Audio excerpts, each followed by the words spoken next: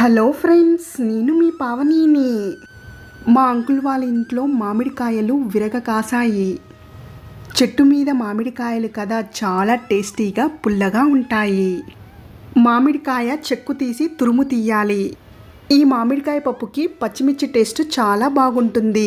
కుక్కర్లో పప్పుని 2 విజిల్లు తీయాలి.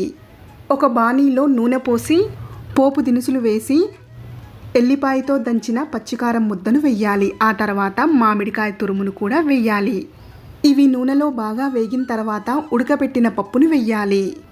పుదీనా, కరపాకు, తగినంత ఉప్పు, ధనియాల పొడి వెయ్యాలి. 5 నిమిషాల తర్వాత మామిడికాయ పప్పు చూడండి ఎంత బాగా ఉడికిందో. ఈ మామిడికాయ పప్పుని వేడి వేడి అన్నంలో నెయ్యి వేసుకుని తింటే ఎంత బాగుంటుందో. ఈ వేసవి కాలంలో మామిడికాయ పప్పు తిన్న వాళ్ళు వావ్ సూపర్ అనాల్సిందే. Please subscribe.